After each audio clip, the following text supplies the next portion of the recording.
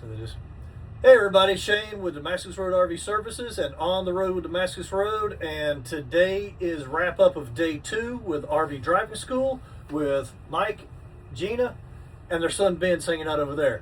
So hey Ben. Hello.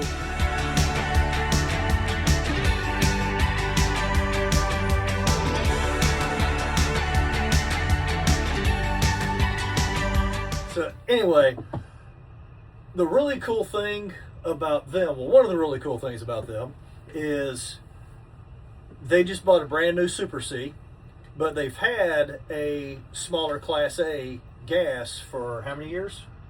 4. So for 4 years. So they're used to camping, they're used to driving a Class A. So they still wanted to get with me learning about the Super C. It's a different feeling being behind the tires versus on top of or in front of. Definitely. So I usually ask what's like a big takeaway from the class, but I've got a big takeaway from him. Don't know why I never thought of this before, but on this coach there's virtually nothing as a mark point to reference when you're looking for your pivot point, just the way this one's designed. So we're talking beginning of day 2, and he's like, well, what about a pool noodle?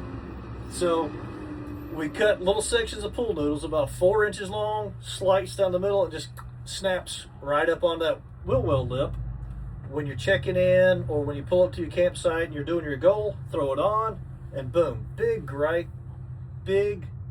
green, try to say that, big bright green pool noodle right there at your pivot point.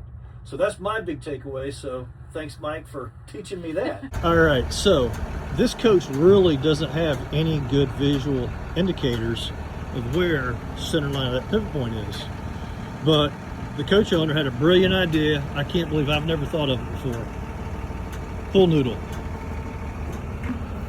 cut it down, clip it on, boom, there we go. I can't believe I've never thought of that. So, it's your big takeaway. Probably having a name for a pivot point. Okay. And understanding the geometry without learning geometry about how the thing works. Yeah. And and considering all 6 sides of this thing, and not just the side and the top necessarily, but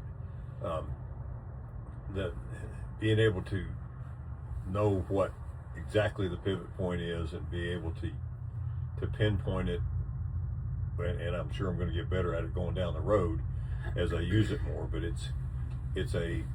now I've got a fail safe going around the corner as to whether or not I'm going to make it. Okay, good. What do you think, Miss Gina? I think for me it is learning to trust the person that's outside. Yeah. We have traditionally used radios to communicate with each other, which I've learned is not always the best thing. It was much easier to be able to see that person behind me, guiding me, showing me where to go, than it was to rely on that radio talk. So I think for me that was probably the key thing that I learned. And we're much more comfortable with each other giving hand signals than we are radios. Yes. We've learned that too. Yeah. It's just a better way to do it. Good. So, like I said, the neat thing for me is y'all have got thousands of miles and a whole bunch of trips in your other unit, and even a few in this one already. Would you say to other people that spending the money's worth it? Oh, absolutely. Absolutely. Hire this guy right now. Absolutely, 100%. But that's, a lot of people will go, oh, well, I've driven a U-Haul before. I'm sure I can figure this out. It's more than just figuring it out. I figured it out from a lifetime of doing this stuff, from growing up with my stepdad driving dump trucks and all kind of other stuff through fire department.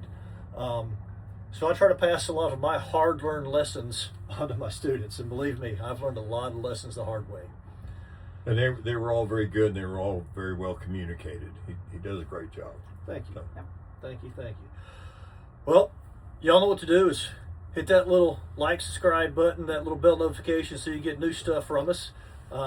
Any comments, any questions, send them away, and be blessed. Have some great RV adventures. Thanks, y'all. Hope You're to see you welcome. around the campfire sometime. will. Absolutely.